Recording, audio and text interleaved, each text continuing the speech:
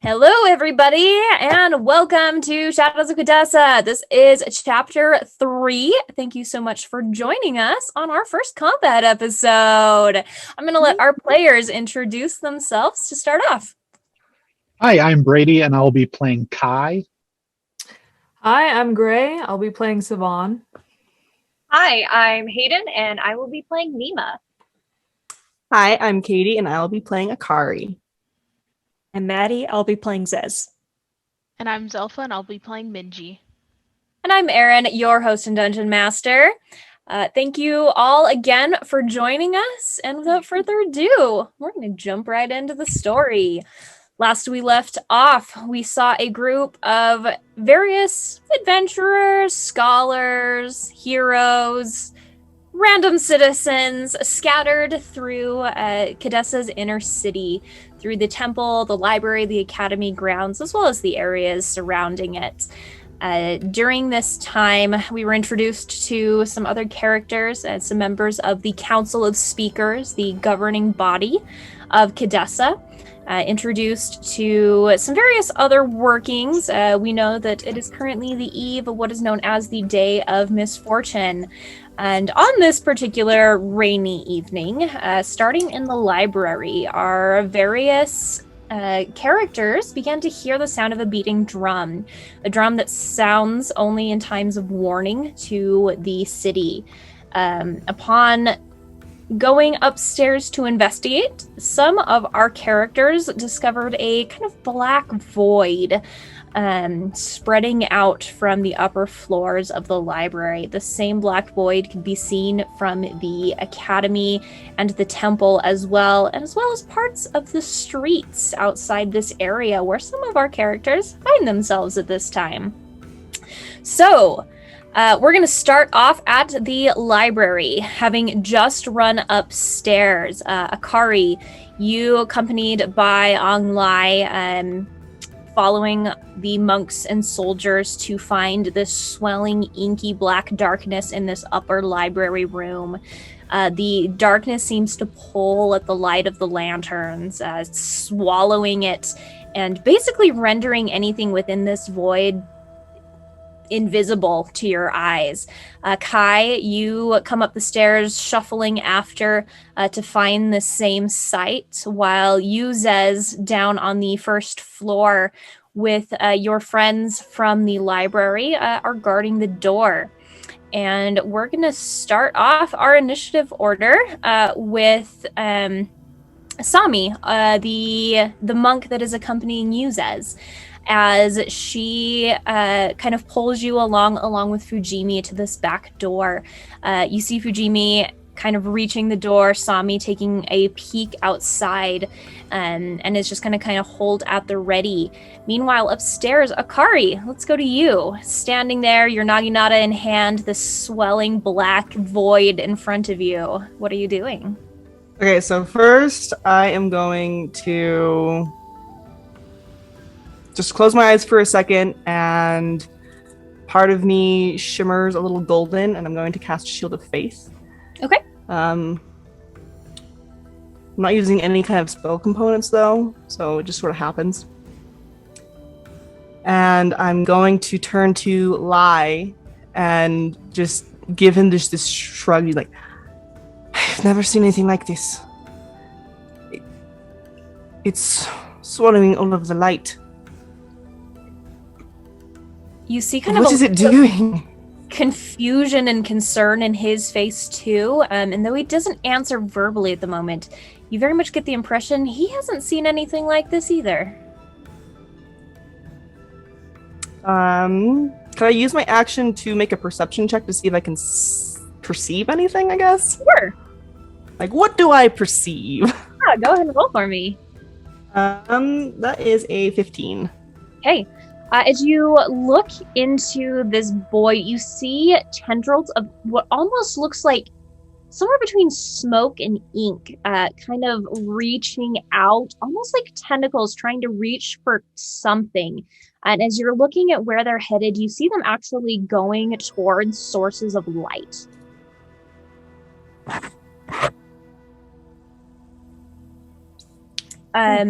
From where you stand, you also hear kind of on the other side of the room, past this well of inky darkness, the clattering of what sounds like swords, wooden weapons, something of a scuffle past where you can see.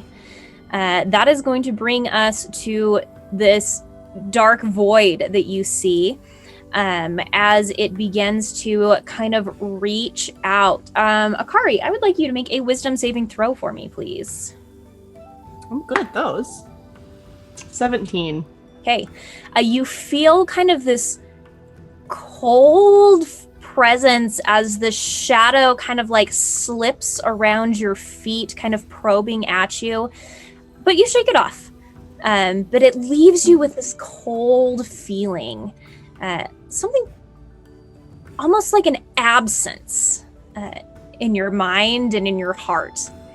That's going to bring us to Kai. All right. I am going to kind of shuffle forward and pull out the little book that's on, like, strapped to my hip and open it up and flip through a few pages. And I am actually going to cast light and send it into this void. Okay. And as you do so, as you kind of send it towards this void, it kind of seems to almost be like swallowing this light up, tendrils kind of trying to reach towards it, turning its attention towards this light. Anything else from you, Kai? I'm going to like snap my fingers and have my little quill appear and just take some notes in my book. And that'll be it. Okay, perfect.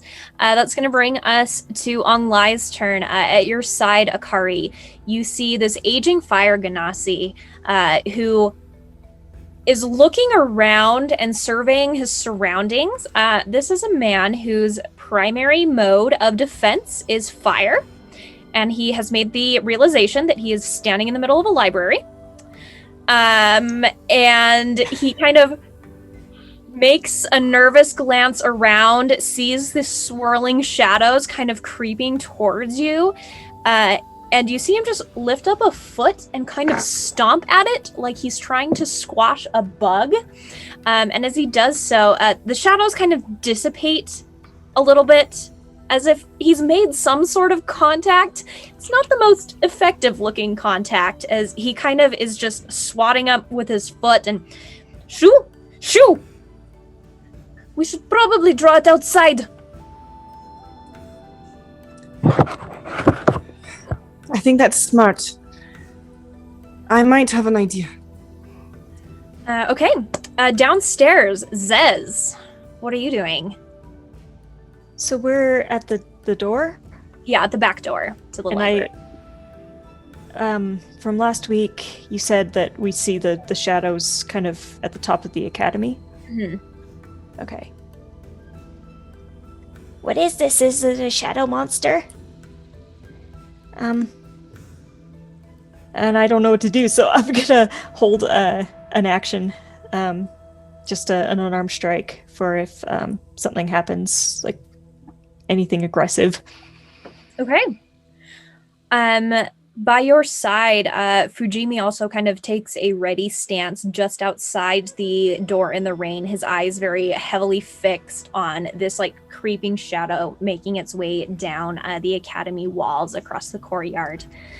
Just outside the gates of the academy and the library, on a rooftop, Mima, you have just seen this creeping shadow make a grab for you. As this kind of these shadowy tendrils, as Savan kind of yanks you out of the way, pulling you away from it. The shadow seems to follow, creeping after you, and you feel this cold presence starting at your feet, kind of like going through your body. Go ahead and make me a wisdom saving throw if you would.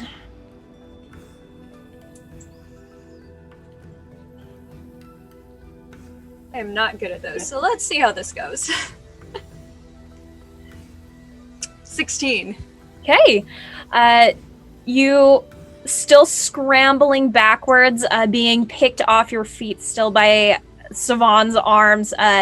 You shake off this presence, kind of clearing your feet and your tail away from this thing that is coming at you. And that's going to bring us to your turn.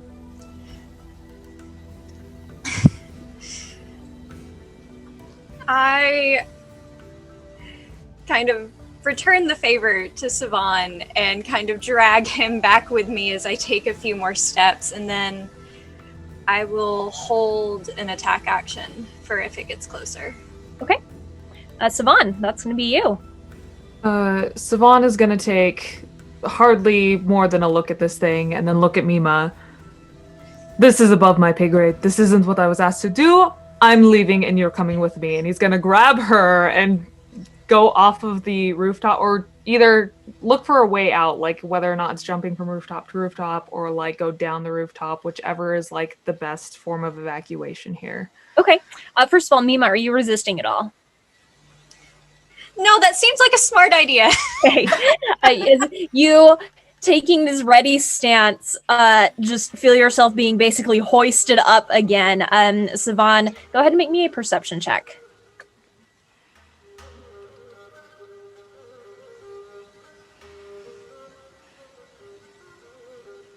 Okay, well, 8.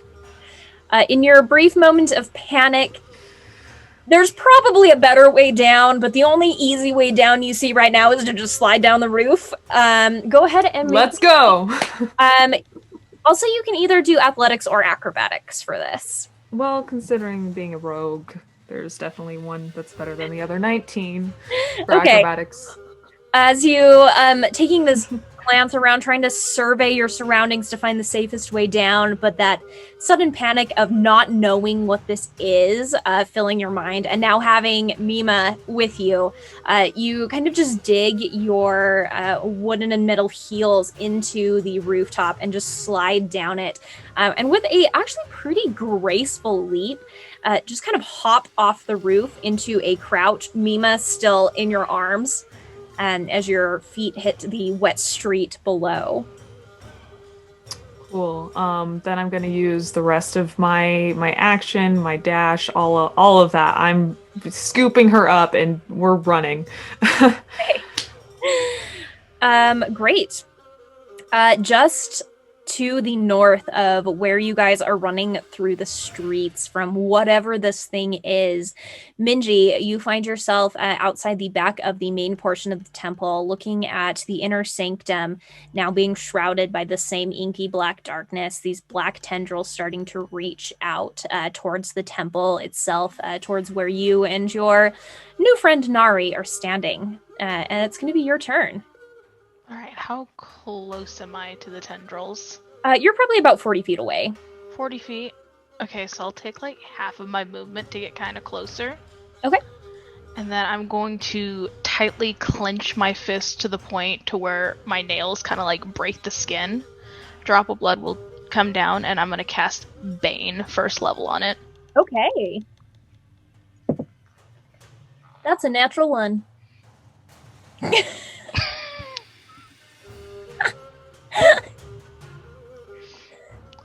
I don't know what to say. Wasn't expecting that. It is baned. Okay. You have no idea of what that actually meant, but it seems to work. Okay, then that is it for me. Okay. Nari beside you takes kind of a surveying look at this. You hear her kind of mutter under her breath, I've never seen anything before. She kind of runs up just enough to stand kind of just behind you as she extends out a hand. And you see kind of a bolt of energy leave her palm, this kind of like cold, dark, almost projection of her hand as she reaches forward with it to meet it. So she's going to cast Chill Touch at it. And as this kind of spectral, purplish, blackish hand reaches out to kind of meet this tendril, you see these tendrils almost trying to lap at this magic. And then all of a sudden, as they meet, these black tendrils kind of coil from this hand. Seems to have done a little bit of damage, at least, to it. The inky black tendrils, now realizing that there is somebody in their way, you see them kind of almost like fog rolling along across the ground, moving towards both of you. These tendrils reaching out to try and touch you. Minji, go ahead and make a wisdom saving throw for me, and Nari is going to make one as well. Natural 1, but it becomes a 2. Okay. You We traded. You feel, Minji, this very like dark, cold emptiness inside of you. Something that seems to be like trying to compel you to just stay and hold still. You are currently charmed. And you just feel like you just want to stay where you are. You don't want to hurt this thing. In fact, you want to help it spread. Back to the library. Downstairs, Sami turns to you, Zez, and kind of is looking back and forth between the academy and you. Before she takes off running, she's going to use both her movement and her dash action to cross the courtyard towards the academy. You see her draw a couple of throwing stars from a little pouch on her shoulder. She kind of slides them out, kind of standing at the ready to do what she can, although she seems to be just as confused as you and Fujimi are about what this is. Akari, upstairs, back to you. So, just so I can like orient myself, we're up the stairs, we're like right at that like dais almost area. Yeah. So the rest of the library is beneath us. Correct. Yep. And then you have kind of this upper section of the library where you are located.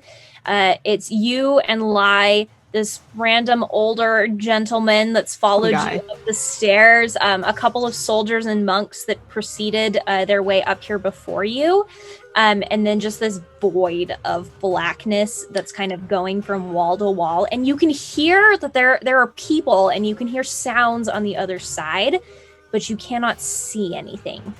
And how far away are we from the entrance of the library? You'd be about like 10 feet up the stairs, and then another like 40 feet from the entrance. Are there like braziers or like torches or fire at the entrance? Yes, Or like yeah. outside? There are, like, lanterns that are lit both in and outside the library. Okay, cool. I am going to use thaumaturgy to make the fire inside and outside of the library just blaze as bright as it can. So there's other lights, but these are the lights that are shining the brightest. And then I'm just going to smirk and look at the old man next to me, and then lie. And I'm just going to turn and I'm going to start running. And as I'm running away, I'm just going to smirk and say, well, back down the stairs we go. You said you wanted to take it outside. And that's my turn. Awesome. That is going to bring us to this Void's turn as you start running down the stairs and are just running for the entrance of the library. You see this black kind of fog, like a thick, dark fog that you just cannot see through at all, start to like begin to trickle down the stairs and starting to spread over the floor of the library.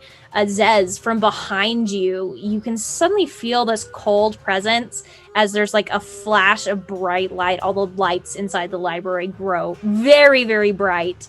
And suddenly there is this black fog rolling down the stairs and filling the first floor of the library. Kai, that's going to bring us to you. You find yourself basically standing like knee deep in just cold black fog. This is kind of strange. Acknowledging Speaker Lai's comment, you see this old man kind of like straighten up suddenly, and then with kind of like really weird speed for someone of his age, just kind of like takes off down the stairs, and about 10 to 15 feet down the stairs, he just like pokes the railing, and the spot that he poked with the railing just ignites with this bright magical light, and then he continues for another 10 to 15 feet down the stairs and waits to see what happens. Okay. Both you and Akari, as you are running down the stairs, kind of surrounded now by this black fog, you hear Onlai kind of muttering something to himself as he starts kind of hobbling down the stairs. Kai, you hear him, need to get me whatever that one's got, as he like tries to clear his throat, struggling to catch up to the both of you, but he does so. You see him kind of, as he takes his dash action, he kind of just reaches a hand up, placing it underneath the lantern, trying to see if he can get this thing's attention from this very well-lit lantern. Zez, that's going to bring us to you. How close is the fog to me? It's... I guess I'm not sure. So the fog that is now coming down the stairs in the library is about 10 feet behind you. Oh. I guess I'll run like 25 feet out, and I am going to hold my action for when I think that it's far enough out that I'd be able to breathe fire on it. Okay. All right. As this black void has started to creep down the stairs, those of you in the library hear the sound of movement and still almost like the exchanging of blows, steel on steel, from upstairs in the library. That's going to bring us to Fujimi, who comes running after you, Zez, kind of standing just next to you, his large wooden staff at the ready. He kind of looks at you and is like, be careful, Zez. It's okay, I'm gonna blow some fire on it. He looks a little surprised. Because I'm a dragon. He kind of just nods, turns back to looking at the academy wall. Back on the street, Savan and Mima, you see this kind of just small wisps of spreading darkness kind of start to course down the walls of this house. What are the two of you doing? From here, can we see all the lights going on at the library? Yeah, you just see this like very, very bright burst of light from both inside and then the lanterns just outside of the library. I'm going to take a second away from trying to straighten out the fur of my tail and put my hand on Soban's face and turn it towards the library. And just point. I don't know what's going on over there, but I don't think shadows like light very much. No, and I don't like trouble very much, so what, do you want to go over there? Because that's a death wish. Well, it's better than running through dark streets. I'd rather run somewhere safe. Looking around, are the shadows just attacking that one house, or are they like converging on us on the street kind of a thing? They're kind of just like in random patches throughout the city. Not anything as thick or dense as what you're seeing kind of in the central buildings of town. These seem to be more just like little offshoots that are kind of popping up. And there's no like source or anything like that? No like terror in the reality or whatever? You can see.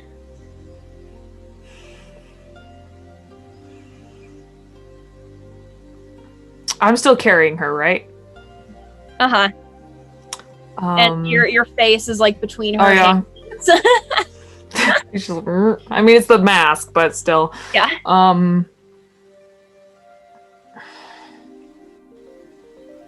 I'm still running. I'm running back towards the bathhouse. Okay. But as I'm running, I'm just gonna look down at her, face from her, and just say, "I'm going somewhere safe. I don't know what you want to do, but you can either come with me or you can go off and do that." Says the one who hasn't put me down. I put her down. I stop. I like slide in the mud a little bit, and then I put her down. I didn't mean for you to put me down. Women, what do you want? And I just shove him forward, like, keep going. Fine, and he just keeps running. Is she running with me? Yeah, I'll follow. Okay. Okay. As the two of you running back towards this bathhouse, Minji, back to you.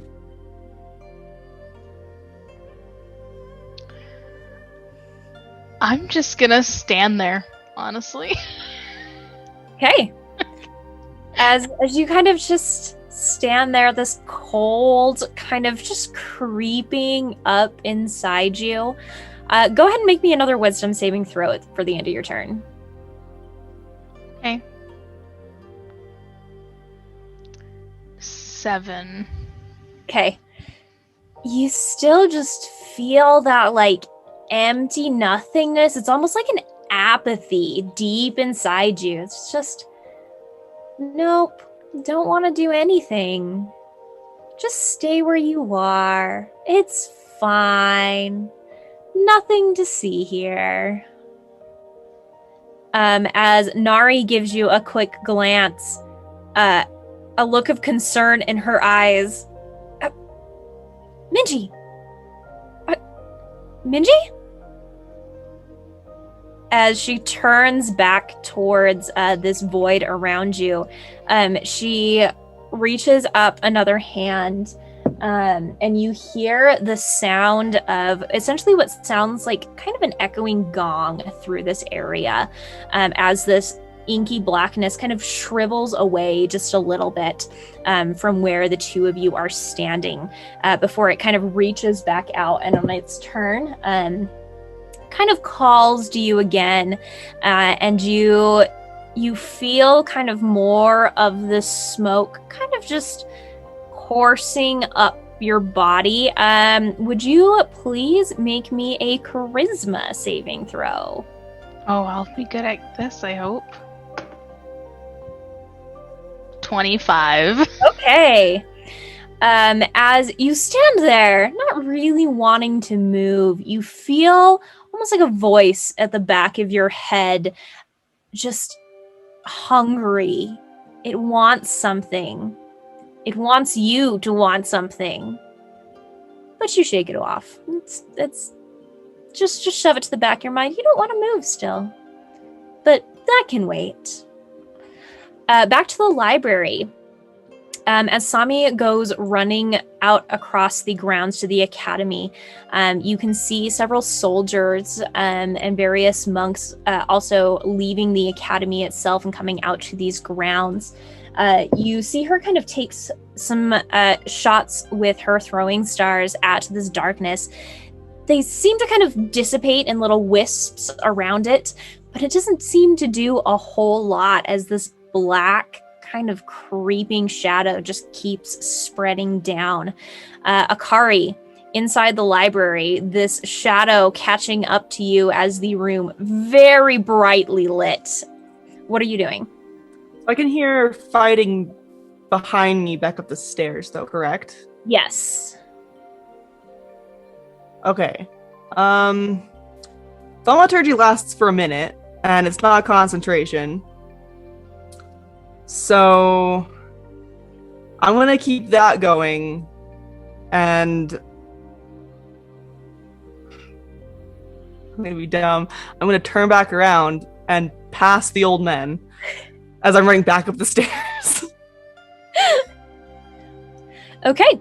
And so I'm gonna take, I'm gonna take my action, and I'm gonna dash to get back to where I was, and then I'm just gonna go into the darkness, and before I disappear, I just yell back to the old guys, "Take care of the darkness. I've got whatever's behind it." As you reach the top, standing in this blackness that now encompasses the top of the stairs, it is just like pitch black. You can't quite see, but you can hear very clearly the sounds of fighting, a skirmish somewhere not too far ahead of where you're standing. That's going to bring us to, as this void begins to move, Akari, please make me another wisdom saving throw. You got it. Oh, come on, beat me beyond. 18. Okay. Once again, you feel that kind of cold presence that you steel yourself against as this inky blackness just moves past you, working its way towards that bright light downstairs. Kai, near you, the darkness begins to spread, and the room around you, immediately around you, gets dimmer and dimmer. Please make me a wisdom saving throw as well.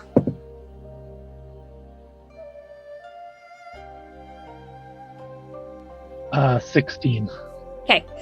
You also feel that cold presence, but manage to kind of steel yourself against whatever it is that's trying to have some sort of an effect on you.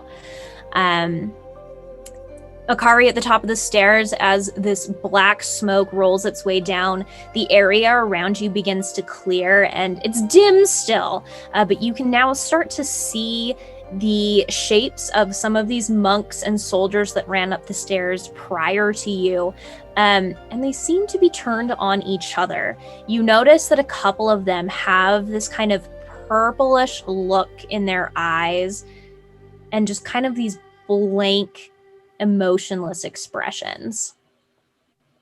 Kai, that's going to bring us to you. All right. So having kind of felt this weird presence, I'm going to kind of move about as far as I can to get a little bit away from this darkness. And then I'm actually going to turn around and my eyes just kind of turn white. And I cast a detect magic. Okay. And I want to know about what this darkness is. You know when you get like radio feedback and it just like hurts your ears. That's basically what you get back from this. As you look at, you can see blips of magical items, magical books, things like that around the library. But as you focus this detect magic spell on this creature, it's just like a ringing in your ears and just nothing.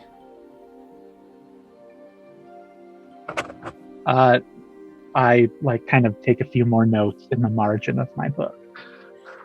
Scribbling in is the light around you beginning to fade. The older fire genasi who is standing near you, you hear him give a little bit of a huff and up the stairs, down the stairs, back up the stairs, getting too old for this. As he just turns and he keeps running outside into the rain, and you hear him kind of swearing under his breath as the water begins to hit him. And then you see kind of a burst of firelight as he just kind of holds his hands out, fire sprouting from both of his hands as he just holds them up. The rain hitting the fire, producing steam off of them as he just looks back into the library and just yells, "All right, away from the books, come out here." Zez. Did the darkness come out enough for me to try to get it? It's about 30 feet away from where you are now. You think you might be able to?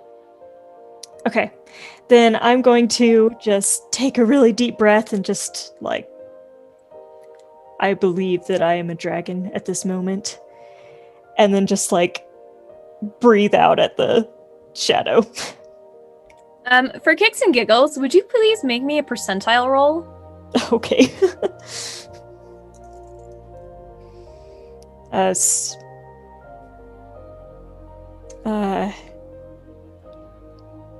Sorry, double zeros. What is... That's just 0. 30.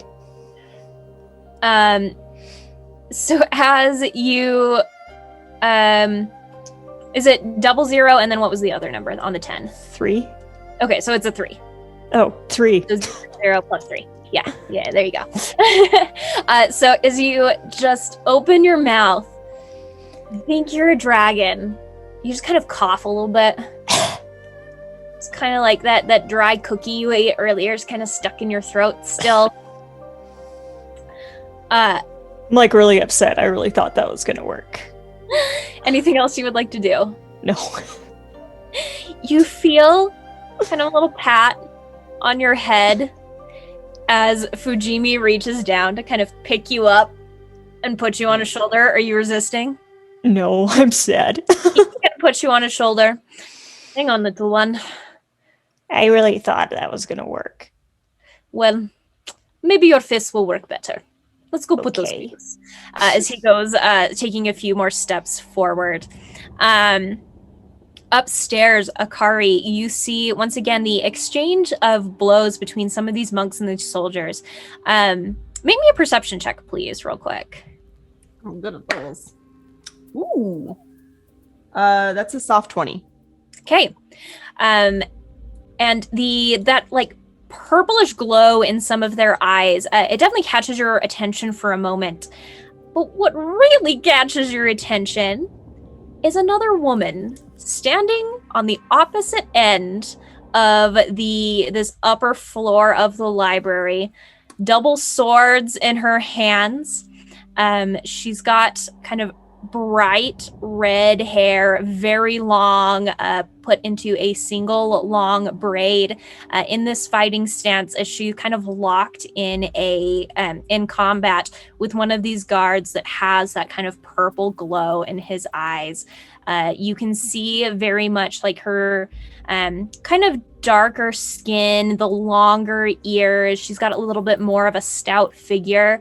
She is definitely someone that you would identify as being from the Northern Mountains. And that leads you to presume she's probably Shinoe. That's I went gonna back bring upstairs. that's gonna bring us to Mima and Savan, the two of you running through the streets back to this bathhouse. Are the two of you doing anything as you run? Savan is thinking, which is rare, but question with the she turned my head to face the library. Is it close or is it kind of out of the way? From where you guys are, it is closer than the bathhouse is. You would basically have to go just down a couple of streets and across the bridge to reach the library. Or at least the library grounds.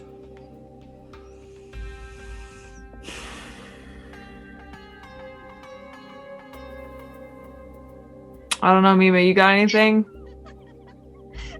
I was hoping you would turn and run towards the library. Okay, well, I mean, he absolutely can be convinced because he keeps looking over there.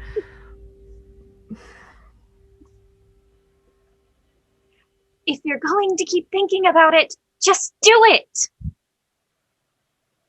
He's gonna look down at her. This doesn't feel right. None of it feels right. It's not every day that odd shadows chase us through town. You're right.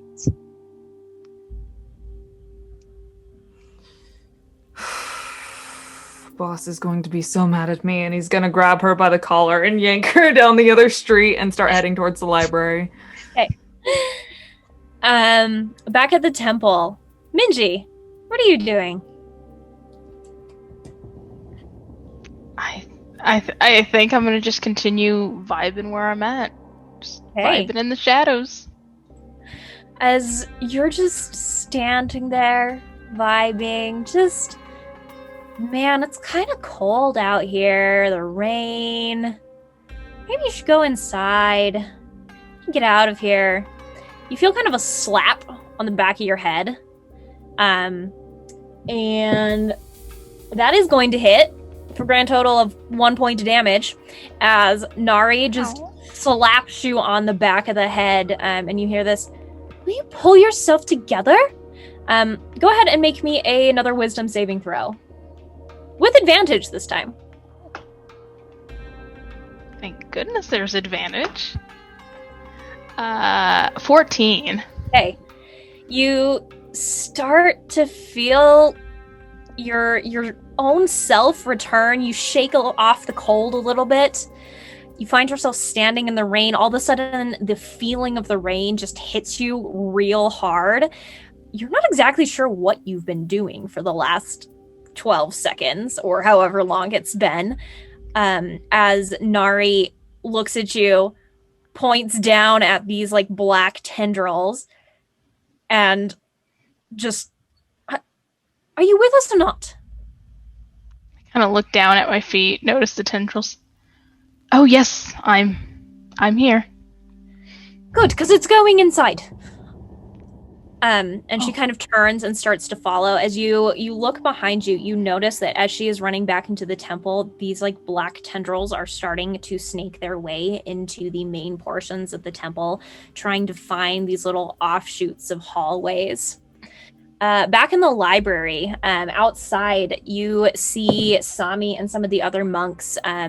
There are objects being thrown, staffs being wielded, various bits of magic being used here and there, as you see these monks and soldiers from the academy trying to fight this thing back. Every time they make strikes or blows against it, it seems to kind of wither and kind of shrink back, but then kind of slowly just fills the space it was previously in again. Akari, upstairs, what are you doing? So I see the guards fighting each other and the monks and this one person who does not look like they're from around here. And I just kind of cock my head to one side and I reach out my hand and I am going to channel Divinity. Okay. Purifying flames on the guard that the woman who I assume is Shinoe is fighting. Okay. And he is going to just like ignite in like wispy blue flames, and any creatures that are inside the target's body or possessing the target takes fire damage. I don't think he's being possessed. Okay. But I can cure one disease or end one effect, causing it to be blind, charmed, deafened, paralyzed, or poisoned. Okay. As you hold up your And oh, there's an and. and any creature within 20 feet of it takes 2d6 plus half my paladin level of fire damage. Hey, you watch as this soldier just ignites in blue hot flame, and you see as he almost kind of shrieks from this, that dark purple glow leave his eyes, as kind of spilling out of his mouth and his nose, just this wisp of shadow that just ekes out. Go ahead and roll your fire damage for me. Yes. And then, so I'm level 3, so do you want me to half that or round up or down? Round down. Everything round down. Ooh, so that's 10 points of fire damage. Okay.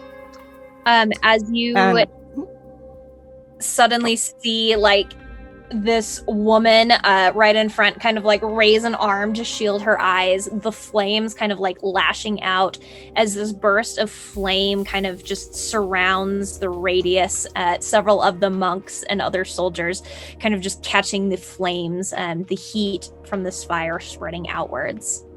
I'm going to walk by full 30 feet forwards. I don't know how far away is she? She'd be about 45 feet away from you. Okay, I'm gonna walk 30 feet towards her. And as I'm walking, I'm just twirling my naginata in my hands, and I say, "Do not know how they do things in the north, but here in Khadesa we don't attack libraries and the city upon arrival. Not very sightly of a potential speaker." Okay. You're making quite the first impression. A poor one. She turns to you, this like dagger expression in her eyes as she kind of clears her throat. Not attacking anybody. As a matter of fact, we were attacked out of nowhere. So I don't know how you do things in Khadesa, but maybe you should be more welcoming to your guests. As she just like reaches out and with one of her swords is just going to take a slash at one of the guards behind her, just still looking at you. And even with the disadvantage from not looking, that is going to hit as her sword just like contacts one of these guards, eyes still glowing purple behind her, and she just yanks the sword back out, still looking at you, kind of like flicks the blood off of it. That's going to bring us downstairs. This blackness that is surrounding you again, Kai, trying to, you see it kind of starting to work its way up your body. Go ahead and make me a perception check if you would.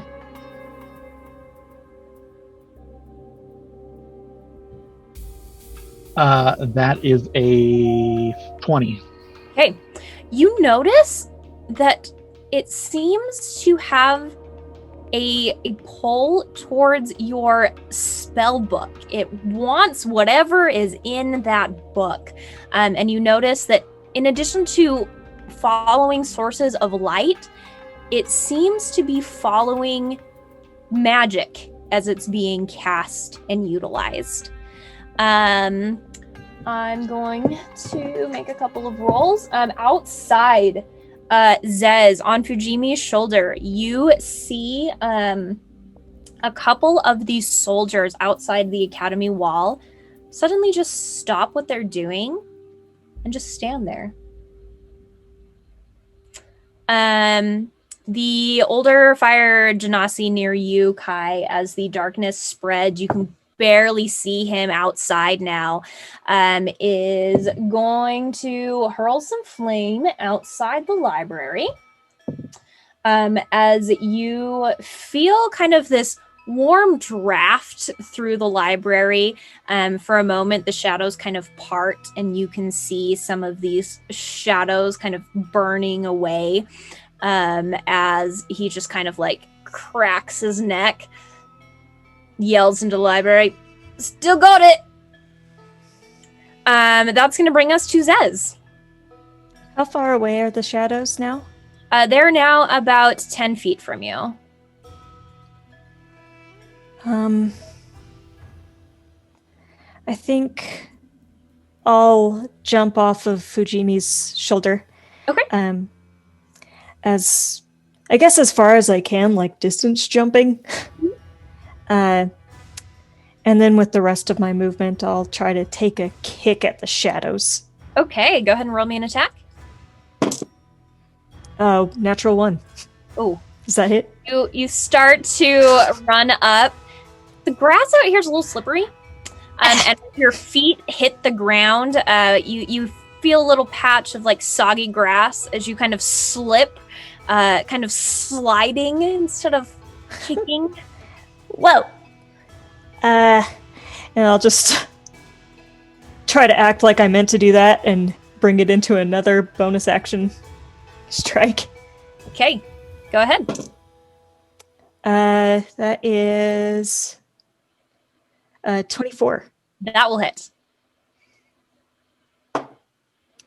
So that's 7 points of damage. Okay. Kind of regaining your balance, you send off a second strike at this kind of smoky stuff at your feet. You feel kind of a presence of cold as your fist like just lashes out, slashing at this stuff. It dissipates in an area around you. You can see it slowly starting to fill back in, but it seems to have done something. That is going to bring us to Fujimi is going to also strike out with his staff, kind of whack an area next to you, Zez, as he kind of makes contact with his staff. He's going to deal some force damage as this cloud of smoke is kind of just shoved back a little bit further. Upstairs in the library, behind you, Akari, you can hear the sound of a couple of individuals taking attacks, the sound of the skirmish still happening around you. Outside on the street, Mima and Savan, is the two of you having kind of about faced back towards the library. You reach kind of the outer gates of the area that sections off the library and the academy in this central area of town. And you can see about 60 feet ahead of you now the double door grand entrance to the library. And this older gentleman, fire kind of wisping off of his hands, standing outside, and a very, very bright light from some of the windows still, but also from directly inside the door, just that same inky blackness starting to spread out through the first floor of the library. It'll basically be your turn running across the bridge to the outer gates. Back at the temple, Minji, what are you doing? I'm going to follow after. I forgot her name, but the person Nari. that I'm with inside the temple, and I'm just gonna use my whole movement to just, I guess, follow her. Okay. And then that will be it for me. Okay. As you go to follow her, you see her kind of raise her hands up again. Once again, you hear the sound of a gong ringing through the temple as the shadows around her start to recoil around her, kind of giving a parting space to this darkness, kind of granting you passage to be able to see where she's at and keep up with her. As she does so, the darkness kind of seeps back towards her. I'm going to make a couple of rolls. That's a success, as the two of you find yourselves kind of surrounded again just by black smoke. You can see several people within the temple, some of them running, a couple of them just standing there in the midst of this black smoke that's covered the floor of the main entry. back to the library. The monks outside of the library near the academy, some of them you see start to have this glow to their eyes, Zez, as you look. A couple of them start to look towards you, and you see where once was like irises and pupils, you just see solid purple glow through the darkness as they start to walk towards you. As they come up to you, Fujimi kind of like tries to almost brace a staff in front of you.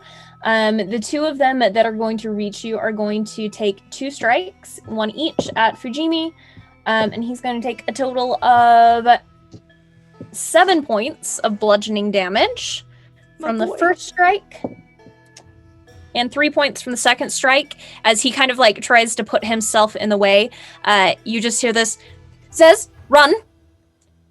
That's going to bring us to Sami, who comes running after.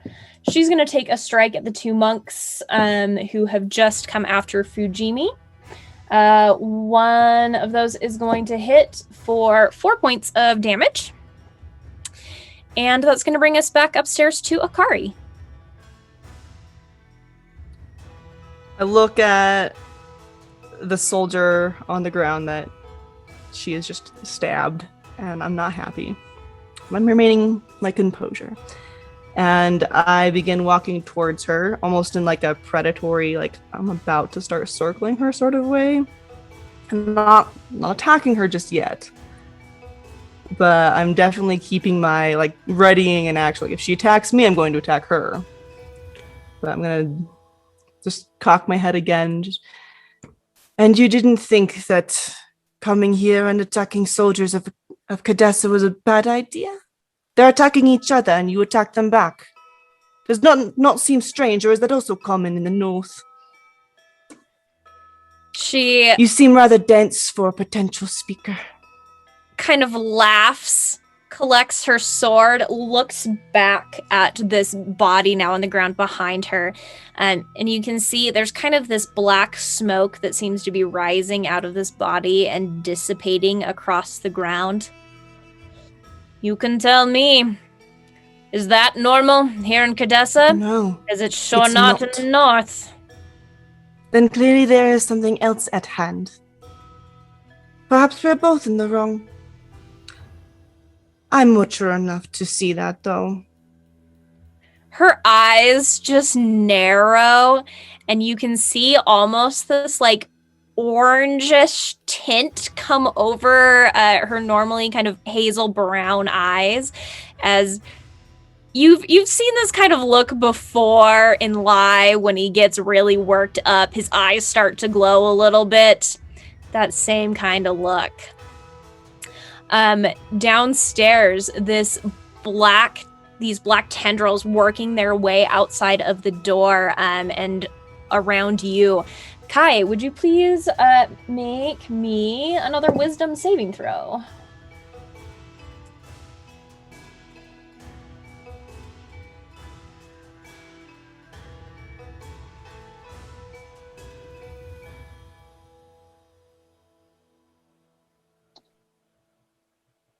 Maybe.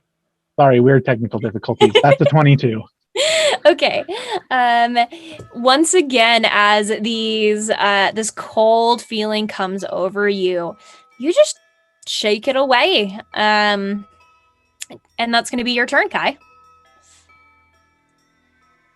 It is now like pitch black around you. Can I get to Lie from here? Yes. It would take your action and your movement and your action to actually reach him, but you can get about 10 feet away by leaving the leave the library with just your movement. Okay. I want to run up to Lie, and Kai, not in the old man voice, says, "Is your assistant gonna be okay?" Okay. Are you doing anything else? I'm waiting to see what his response to that will be. Okay. As you say that, he looks confused for a second, and then laughs. Oh, she's not my assistant. No, she'll be fine. I'd worry about the other people, though. Oh, okay. And Kai's gonna say, but you, go see if you can find anybody inside. And this little black and red squirrel, like, pops out of his backpack and, like, runs down his side and his leg and just, like, runs into the darkness. Okay. This older gentleman watches the squirrel go, and he kind of goes, "First, I thought you were talking to me." As he kind of like raises his hands and shoots this like hurl of flame towards these black tendrils that are closing in. And they kind of recede about 10 feet as they're met with just harsh firelight. But you see as this fire hits and drives them back, the remaining black tendrils behind what have been hit seem to almost like try and consume what is left of this flame and this heat and this light as they start to seep back outwards again. Zez, back to you. As Fujimi tells me to run, I'm just gonna say to him, but I don't want to leave without you. And I'll take a strike at the monks that are attacking us. Okay. Whichever one's closer to me. Okay, perfect. Oh, that's...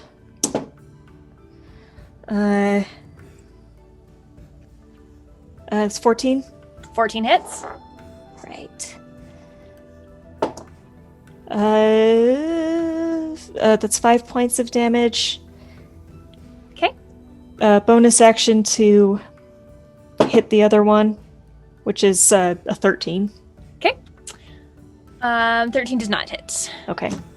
And then I'm gonna grab his arm and just kind of like pull on it a little bit and be like, but come with me. And then I'm gonna take my full 40 feet of movement away from everything. Okay.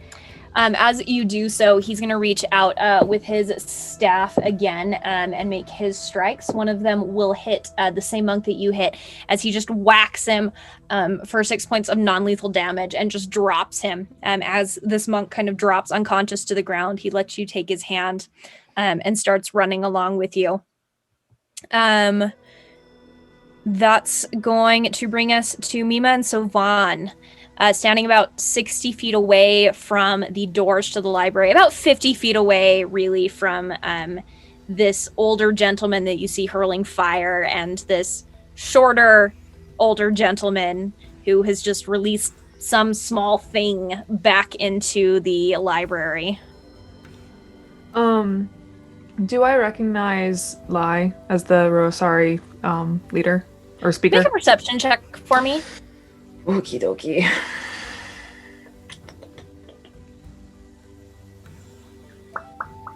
Maybe. Come on.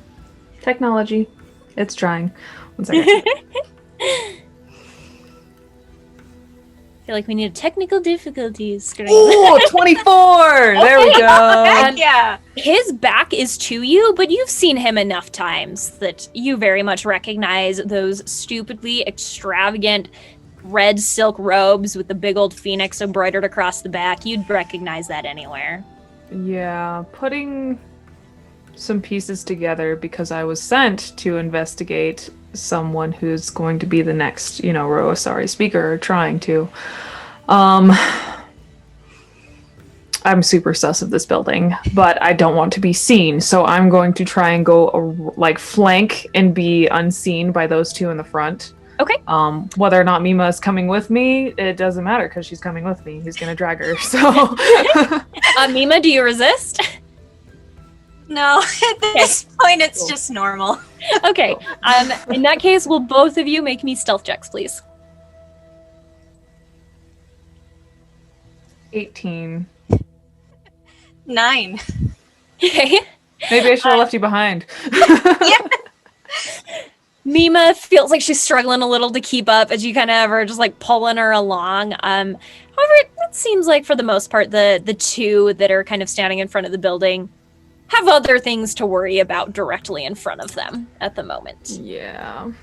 Just real quick. Yeah. Can I look back the way we came? What do the shadows seem to be doing? Are they converging on the library? Are they spreading out through the city? Yeah, make me let's call this an insight check. Okay. Could I do the same, or was me looking at what's his name? That probably would have been your action. Okay. 18. As you are being pulled along, looking around, you notice that those wisps of shadows that you can see in various parts of the city seem to be making their way towards the temple, actually. Okay. I reach out and sort of smack Savan on the arm to get his attention. Looks down at her again. They're heading to the temple. To the library, to the temple. Pick a location. You're the one that's dragging me. But look, the shadows seem to be going to the temple. Can I divert my path? Yep. You kind of Cool. like spin on your heels with this grunt starting Again, just, Minji, over to you.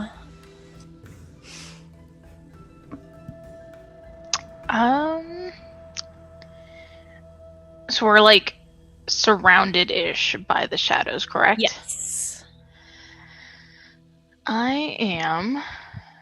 Let's hope I don't regret this. I'm going to cast Thunderclap. Okay. So.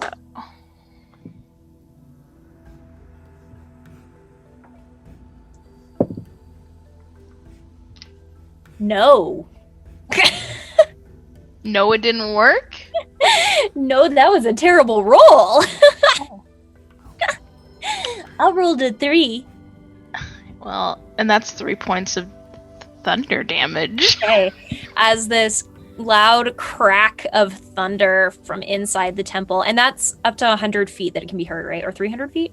Up to 100 feet. Up to 100 feet. Yeah. So still kind of barely audible to those of you who are standing outside of the library. Hear from inside of the temple this boom of thunder. Minji, as the shadows kind of part in a circle around you. Nari on her go is going to reach forward and cast she's gonna told dead again. That's oh man, rolling some pretty terrible saves over here. As another sound of this gong rings through the temple right behind the sound of this clapping thunder, as the shadows still continue to recede from around you. They kind of seem to spread out on their turn, moving away from you, kind of down these various hallways. Go ahead and make me an insight check, actually, Minji. Sight. 22. Okay. They seem to be moving with a purpose, as if they're looking for something. Ooh, I don't like that. Okay, back to the library.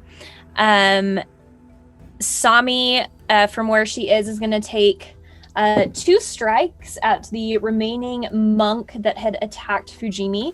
One of those is going to hit for 9 points of non-lethal damage, as you see her place a aimed like palm strike right to his solar plexus as he just drops to the ground, and you hear her running behind you, kind of trying to catch up to the two of you as she calls out to you, we should find Sora inside. Has anyone seen her? As Fujimi kind of just shakes his head. Akari, back to you. I'm still just ready in action. If if she comes at me, because I don't trust her. We hear the thunderclap though, correct? You from Or- inside, it's pretty faint. So It we might could just have been mistake it for like storm, thunder from the rain. Could have been the drum. Yeah. Okay.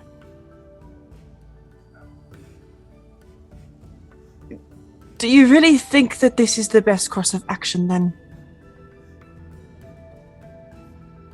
It's your She first sighs a few little. days within Khadesa and you're already causing trouble. Not causing trouble. I'm trying to fix it. What do you propose we do? You just murdered a guard of the city. She looks down. So I did. Anyone truly belonging of a speaker title would be able to do non-lethal damage in order to negate this kind of attack.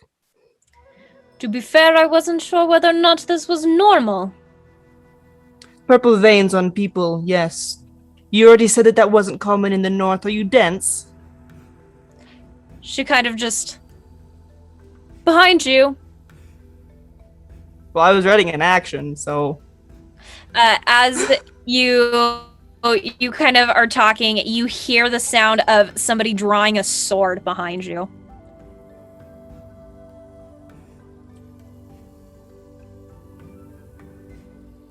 Can I don't want to take my eyes off of her, so can I just, like, sidestep and, like, maybe intercept that?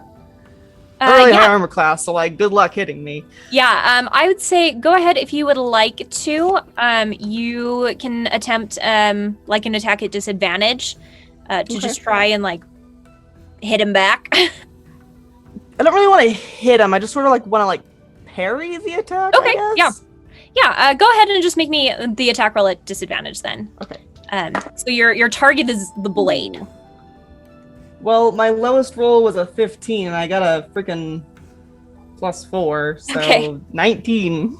Yeah, as you step aside, whipping your blade to the side, you hear the sound of steel sword scraping against the blade of the Naginata as you just kind of plant it next to you, intercepting this blade as it just slides past you. Let's see. Shinoa kind of reaches out, whips her sword around to the other side, coming next to you, still kind of looking your direction, and is going to take just a solid whack with the pommel of the sword. And that is going to hit for 6 points of damage as this soldier next to you, eyes glowing with this deep purple, just kind of like grunts under the brunt. Is that better? Oh, so you can learn. She just rolls her eyes at you. Downstairs, the black tendrils snaking outwards, both from the academy itself and from the library, seeming to, having covered this ground, moving towards the temple now across the grass fields and the courtyards. Kai, please make me one more wisdom saving throw.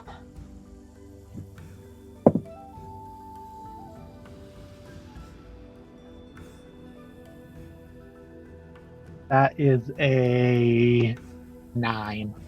Okay.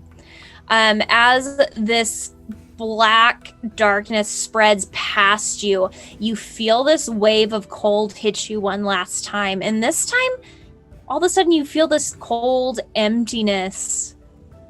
Like you don't want to resist anymore. You just want to stay there.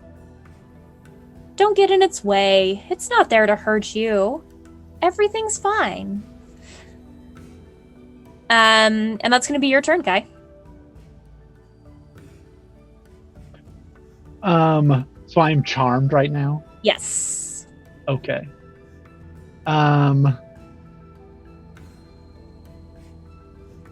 So Kai is just gonna stay where he is. But his eyes just kind of roll back into his head. So all you can see are the whites of his eyes. And I want to just kind of watch what's playing out through Bayou's eyes. Okay. As you do so, your eyes going white, the sounds and the sights around you fading. You find yourself in the library from a very low angle, skittering underneath, like through this darkness. You can see several individuals on the first floor, some of them kind of just standing there frozen as you continue to scatter, looking. Telepathically, I just want Bayou to specifically be looking for the small little reptilian person that I had given the cookie to earlier. Okay. Will you make me a perception check for Bayou?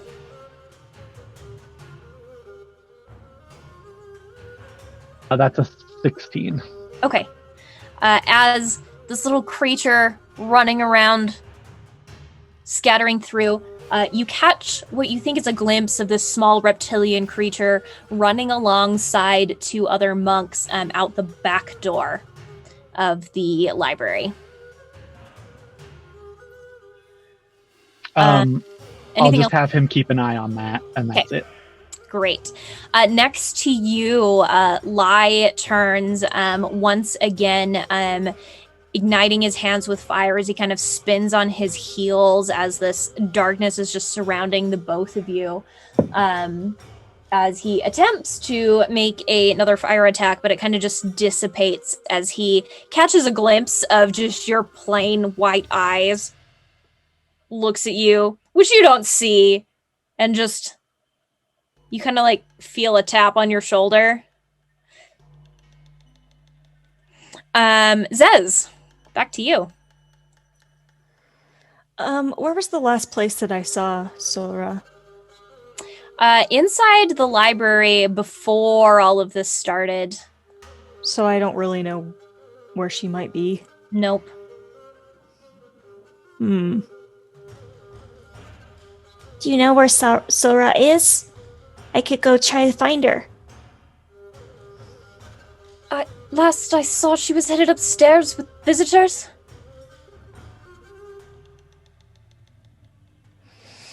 What do I want to do?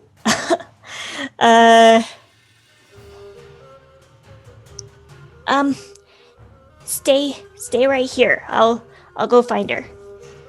And I'm gonna zoom back to the library. I'm gonna use my dash action and spend a key point for Step of the Wind to get up to 120 feet. Okay. And looking for Sora.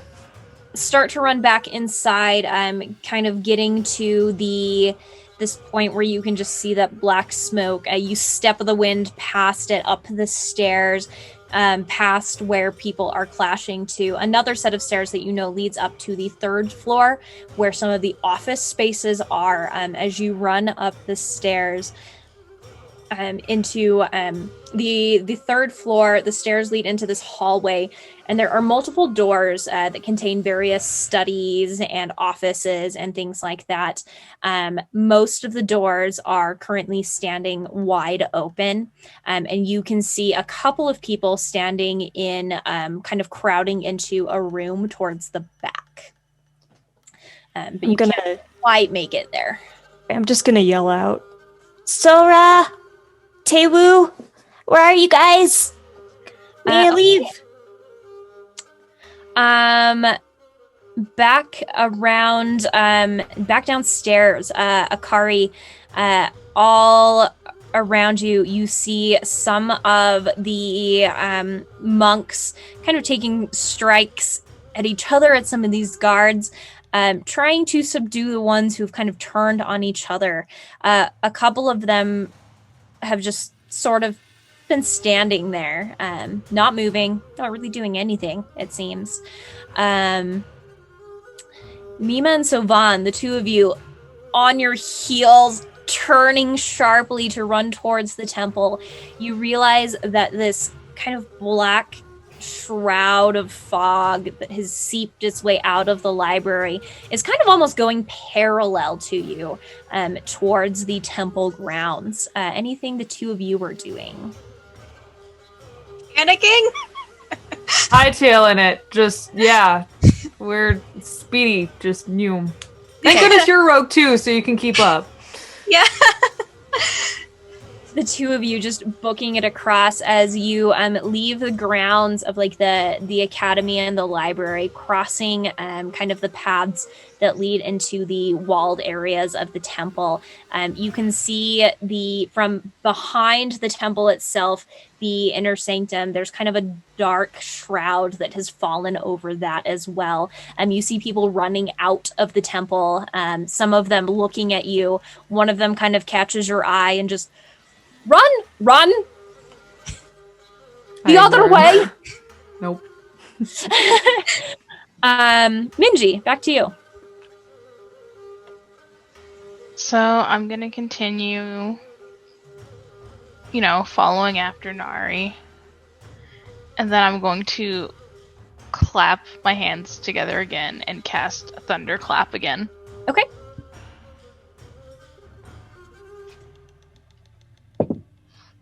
Oh my goodness. It's a 2. 6 points of thunder damage. As Savan and Mima, from just outside the main hall of the temple, you hear this loud clap of thunder, which is not unusual for this night, except that it's coming very distinctly from inside the temple itself.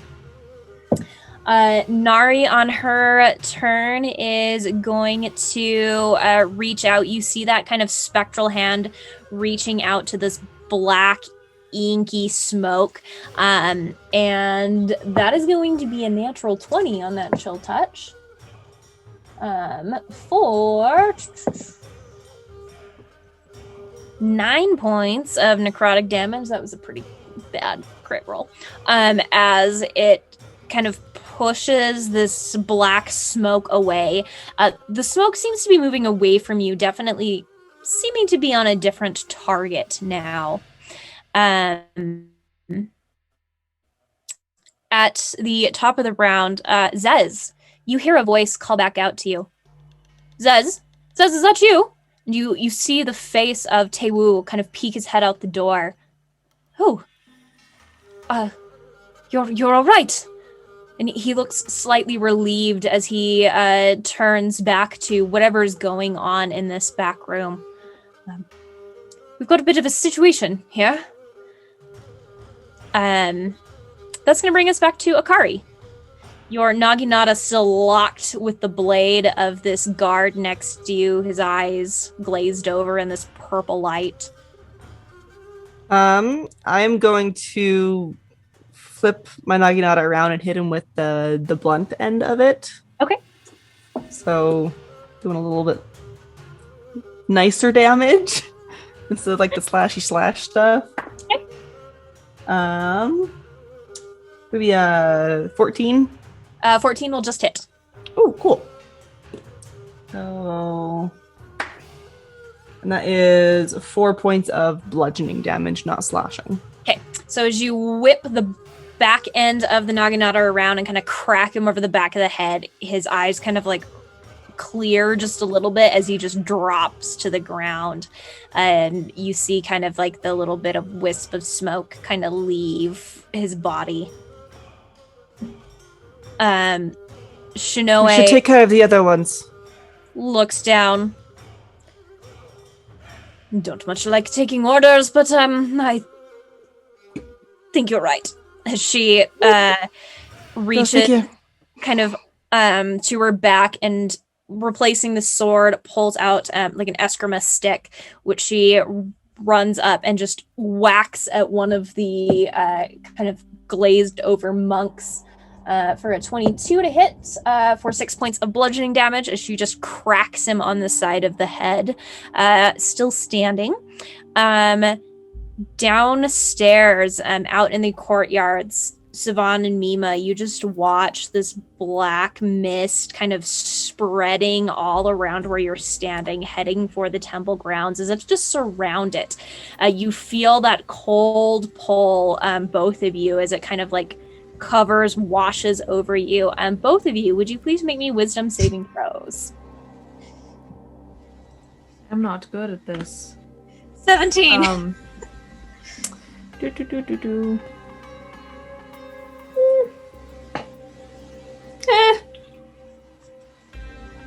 3. I did want to say that I don't think Savan would run into the smoke if he could avoid it.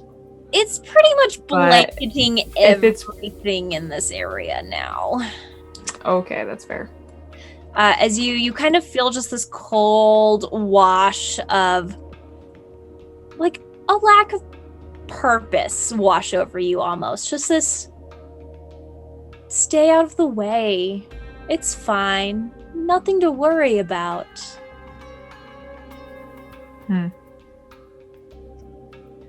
And Mima, you shake that cold feeling off as the smoke just kind of washes past you and continues to blanket the area pretty much from the academy and the library to the outside of the temple. Yeah, he would noticeably slow and stop dragging her, really. And with that, Kai, the smoke kind of moving past you, although you don't really see it, but the area around by you kind of clears as you see through his eyes this small reptilian creature run past you, vanish all of a sudden up the stairs, and then disappear.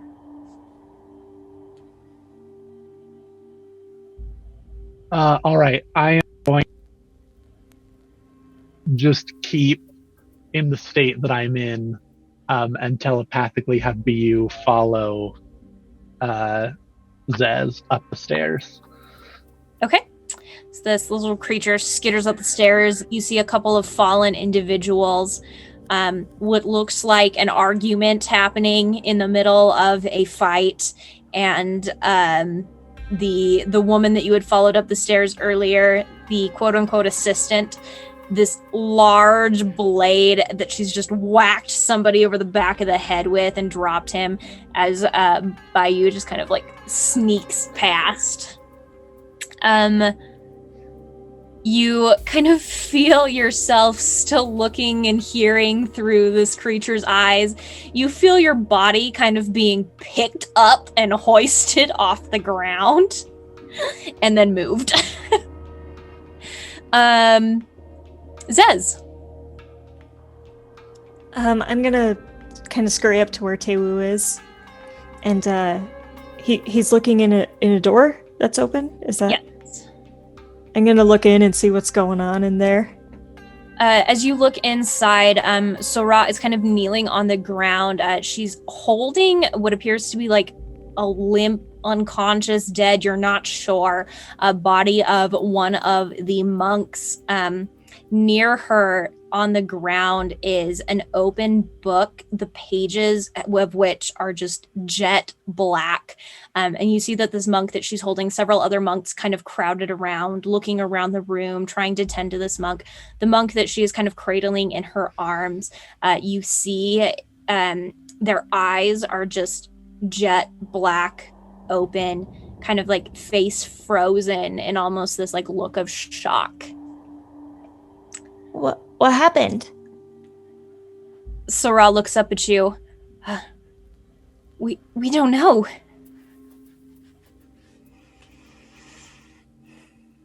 So they just like found him like that? You presume. Okay. We should leave.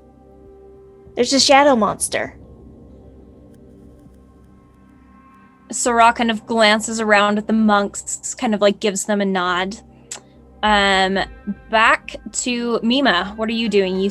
You notice that next to you, Savannah's kind of slowing. I turn back to look at him. Savan? Savan! Can I talk? Yeah, you just don't really Am I feel like talking? getting in the way of this thing anymore, though. I didn't want to be here to begin with. Let's go. And I'm just gonna kind of like slowly like turn her around. Definitely not with the same gusto that I've been dragging her around with. It's safe to say I'm kind of figuring something's weird here. Are my eyes purple too? They're not. Oh, interesting.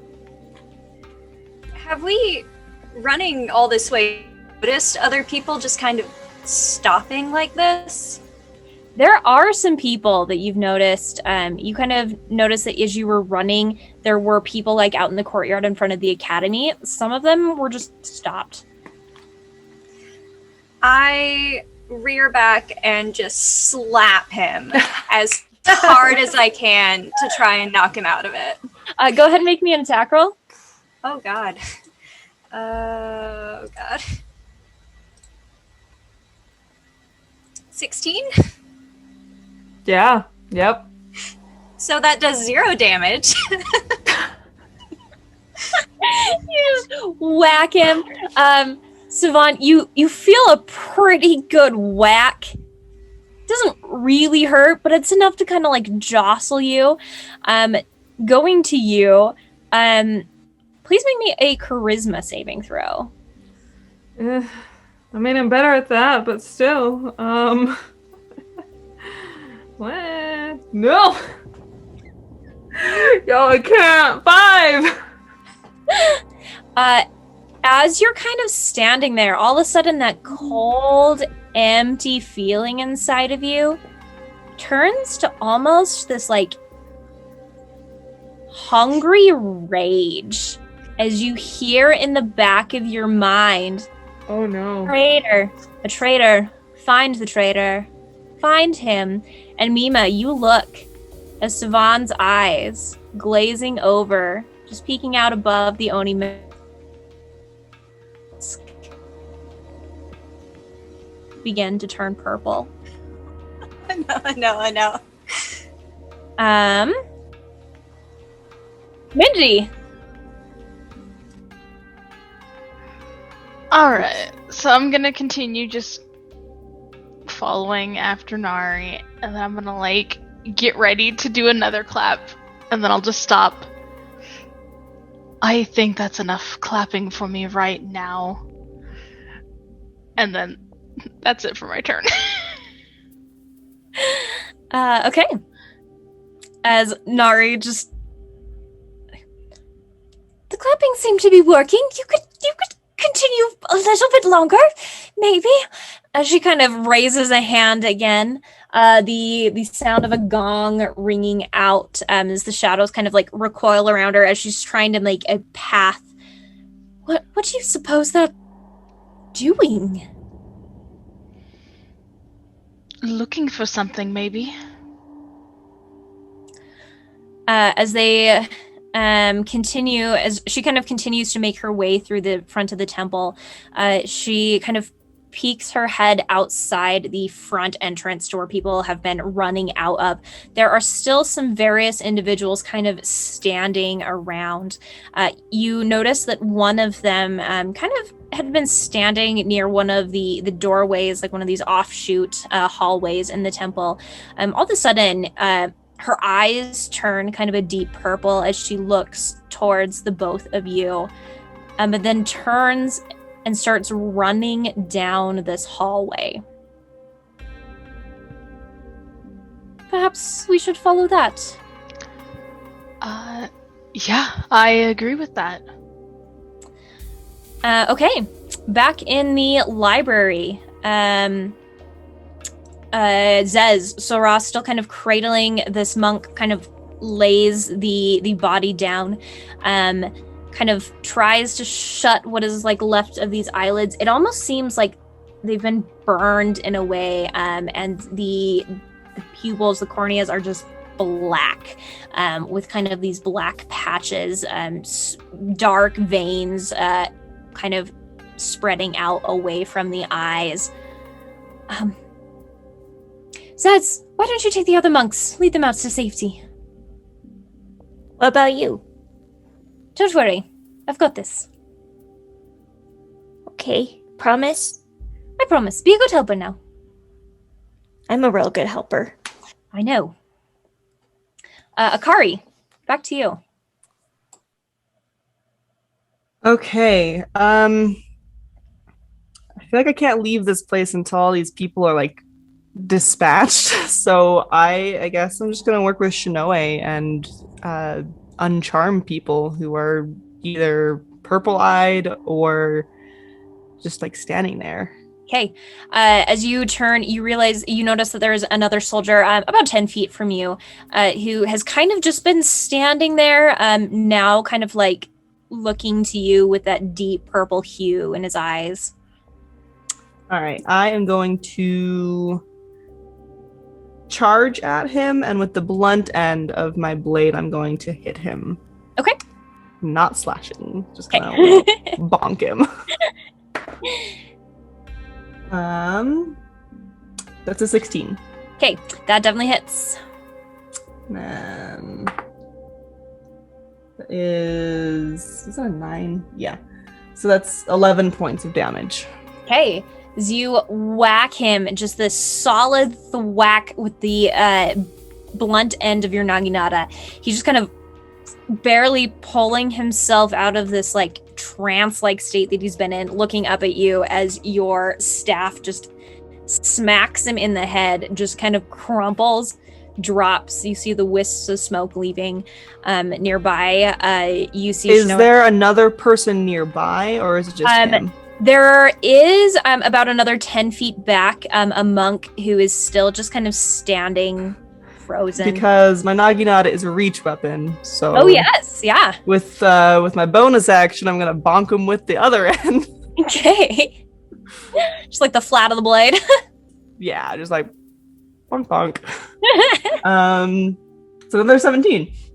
Okay. But that one only does like a d4 because it's a little bonk. But that's still 4 points of damage. Okay. You just kind of like smack him across the forehead. He kind of like sways a little, almost looking like unfazed by the fact that you've just whacked him with like this flat, thick sheet of metal. You see Shinoe just off to the side of you, and this soldier that she'd hit with the eskrima stick earlier, she kind of twirls it around and comes back the other direction with it. Does another 4 points of damage as this soldier just kind of crumbles to the ground, the little bits, the wisps of smoke rising and leaving. Is there still inky blackness where we're at, or is it no, moving? It's all moved down.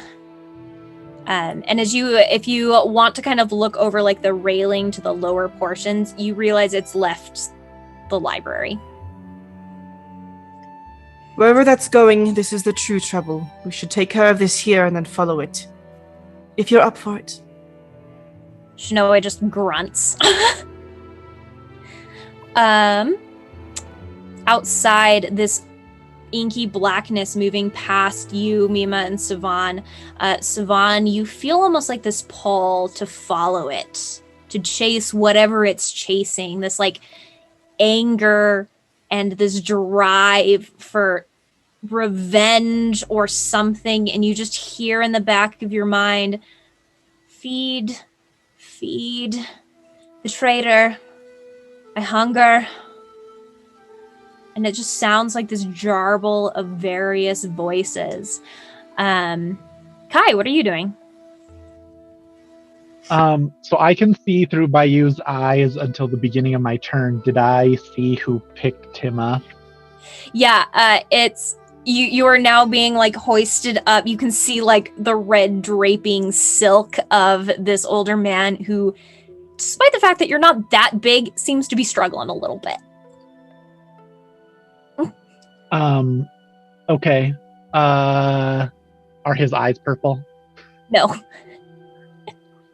Okay. Telepathically, I'm going to tell Bayou to introduce himself, and so he just like starts squeaking very emphatically. Okay. And then he actually is going to cast light as a touch spell on this man, hoping that he can see better in this darkness. You kind of hear this like a little bit of a surprised yelp as he kind of startles and like almost drops you, and then Are you back? Kind of pat you on the back again. Bayou's just gonna continue squeaking.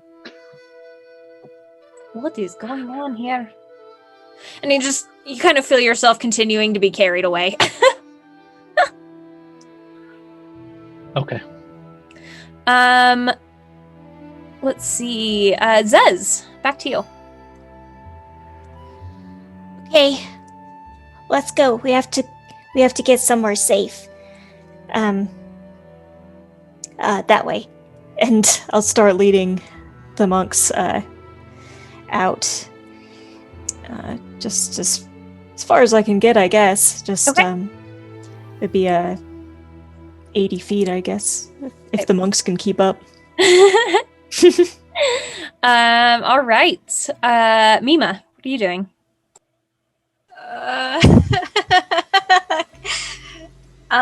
Helps if I may. Savan he's completely let go of you, and without like saying anything, he's just heading towards that where he's being drawn to, and he's probably doing it at top speed because that's what he's being compelled to do. You've been getting a lot of mixed signals over the last 60 seconds. He's been yeah. Well, good thing I'm also a rogue and can keep up, so... He's like, let's go. Wait, no, I don't like this. We should leave. Actually, no, never mind. I'm gonna Now we follow can't make him, up a plan. and this is interesting, so I'm gonna follow and see where all of this is leading. Savan, what are you doing? Like I said, he's following that compulsion. If he's being told Okay. to go this way, that's what he's doing. As you enter the main portion of the temple, you see a handful of individuals, some of them kind of just standing around, two of them looking down a hallway. As you kind of just pass by them, following this compulsion to follow wherever this thing is going. Minji, you see kind of these shadows moving past you, kind of like almost flowing like water now down this one singular hallway. And as they do, an individual wearing a kind of blue Oni mask covering half of their White. face, a white White. Oni mask, Got you. just walks past you, And eyes glowing purple. I look at him for a bit. I'm feeling very suspicious of him.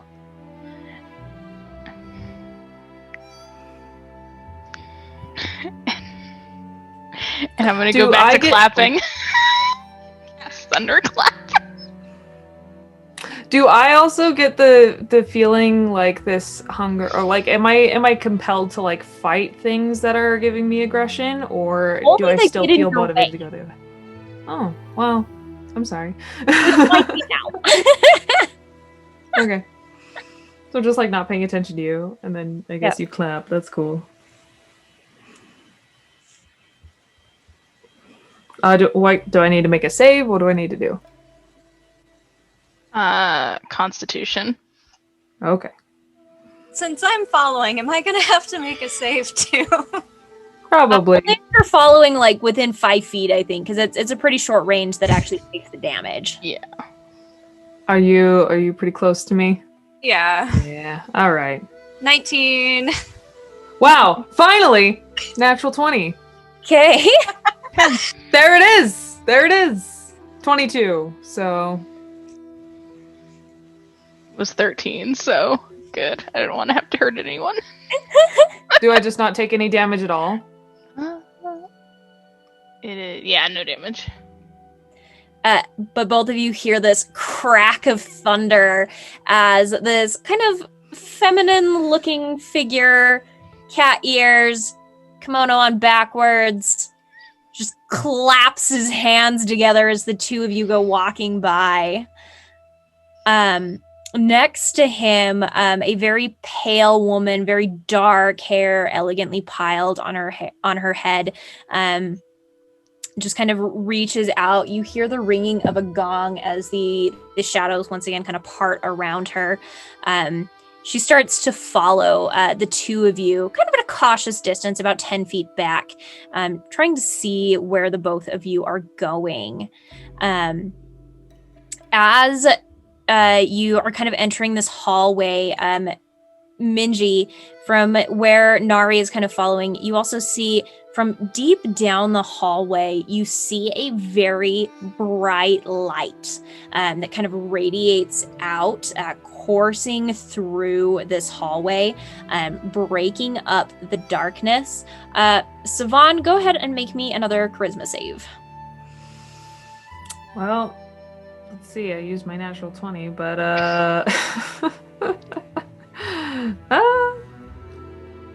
again, 5. The light, it does not phase you. You are on a mission now. Yep. He is very motivated. Finally, he's made a decision. Finally. As this bright light kind of passes through and recedes, Mima, you notice that the shadows at your feet have kind of dissipated, and as your eyes and your vision clear, you see 2 figures, technically 3. One of their 2 kind of larger individuals, broad-shouldered. They have sort of somewhat canine, somewhat feline facial features, sort of like lion manes behind them. One of them is carrying a small child next to her. The other next to him has a hand extended. Savan, if you were in a better head state, you would probably recognize the 2 of them.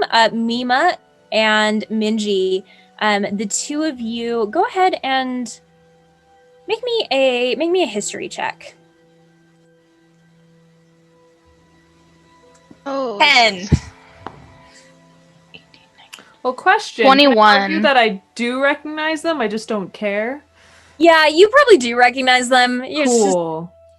It does not really phase you right now. All right. Cool. They are just in the way, as far as you are concerned. Minji, what was your roll? 21.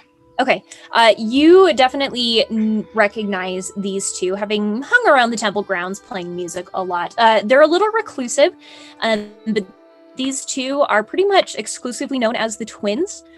Together, they are the speaker of what is essentially known as like the celestial plane.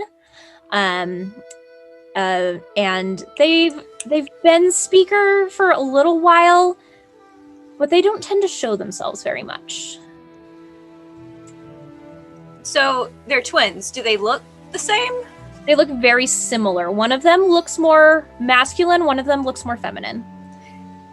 So, hearing the gossip I heard like 2 sessions ago of the twins fighting with the Oracle, can I make the assumption that You would presume that these are the twins that you overheard. Hey. About. Can I take the hide action, please? We'll get to that.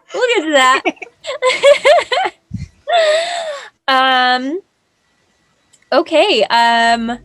Akari, we're gonna go back to you.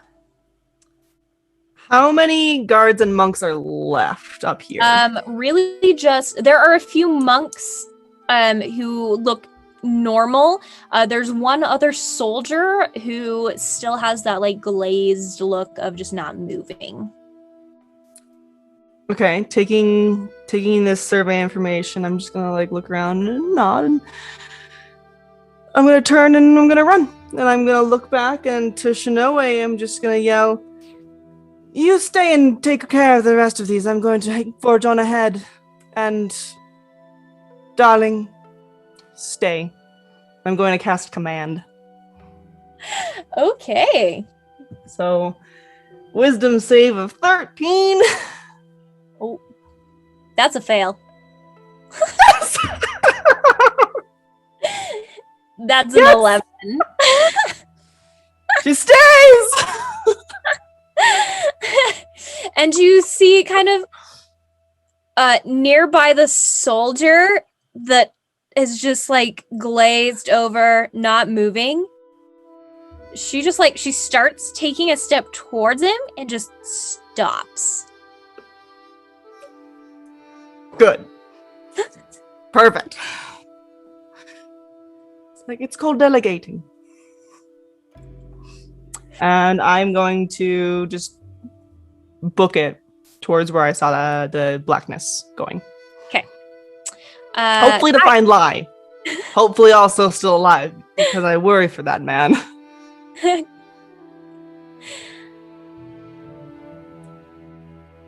All right, Kai, what are you doing? So kind of having come out of this trance to cast my light spell through my little companion, I'm just going to very quickly to Speaker Lai say, just tap me if you need any help. And then my eyes roll back again. And I want to see through Bayou's eyes. And from this vantage point where I'm being held by this guy, can I see the little reptilian librarian? You do see now running past you again. You actually see yourself being carried along with just behind the reptilian figure as you realize Bayou's being held by a monk who was just like, oh, what's this little thing? And is taking you to safety. Telepathically, I'm just gonna have Bayou kind of like pantomime, like pointing forward and like keep squeaking. You hear this and Zez, one of the monks who has turned to follow you. I think this creature is trying to tell you something. Also, it's glowing.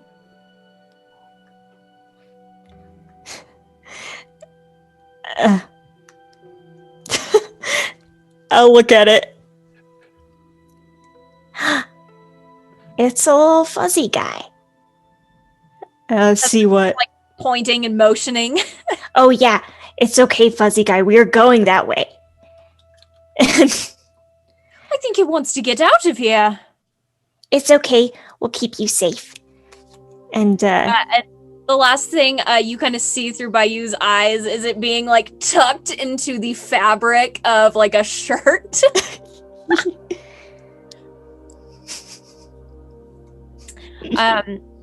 And you feel yourself, Kai, kind of being dragged along in the meantime.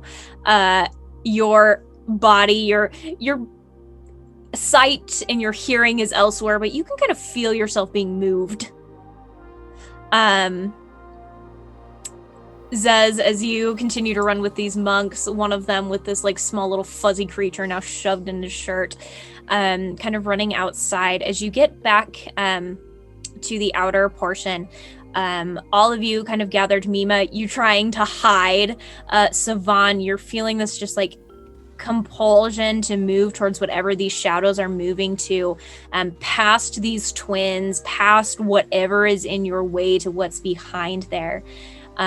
All of you kind of resounding through the square and across town hear the low rumble of kind of a thunderous echo, and all of the sudden hear kind of almost like a primordial screech fill the air as all of the sudden there is a flash of just kind of bright blue light emanating from, beginning from the top of the inner sanctum and spreading through the temple grounds, across the courtyard, and across the city. And as it does so, the little tendrils and wisps begin to recede, some of them kind of beginning to shrink away.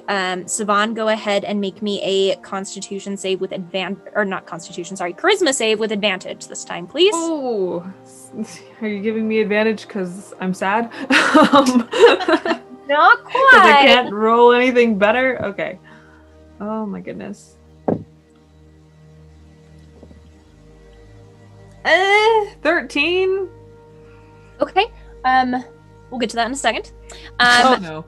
Those of you outside, you seeing this light kind of just spread across the rainy night sky. Outside there are several soldiers and monks, some of them hearing this kind of screech fill the air, this light seeping out from the temple. Some of them kind of turn to face it, and you, those of you outside, see like some of them all of a sudden, like as the light kind of courses over them, these wisps of shadows start to dissipate from them.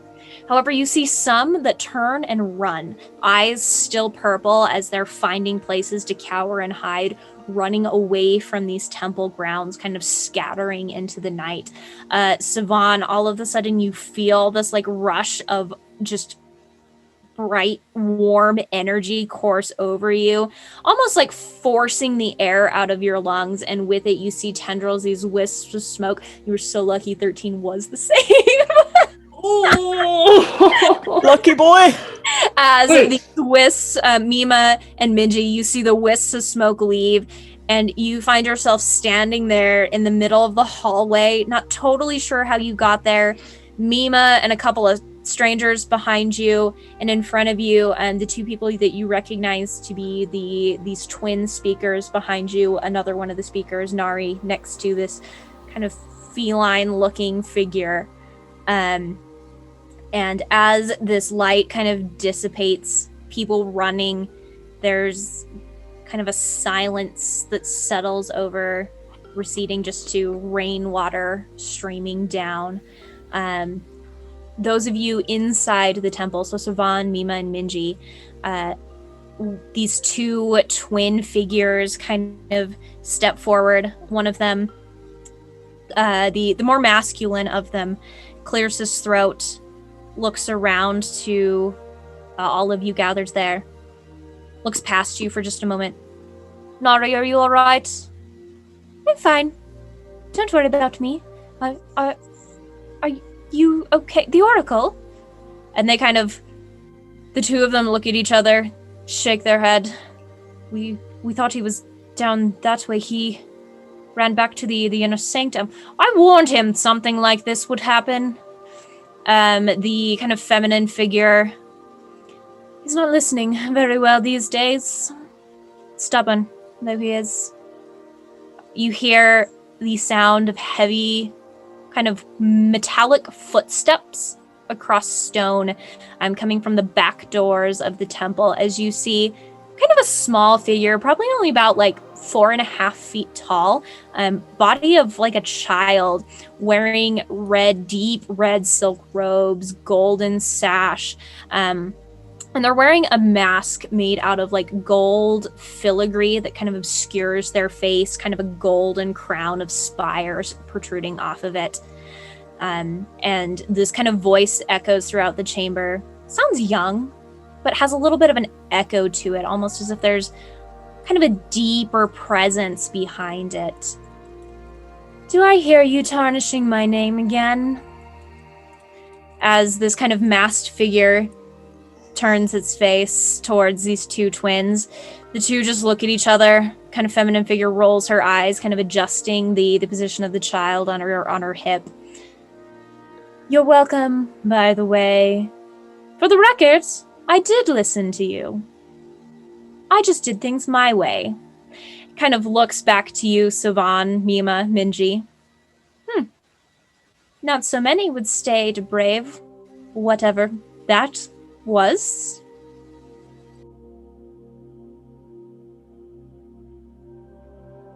All three of you recognize this figure, or at least the mask they wear.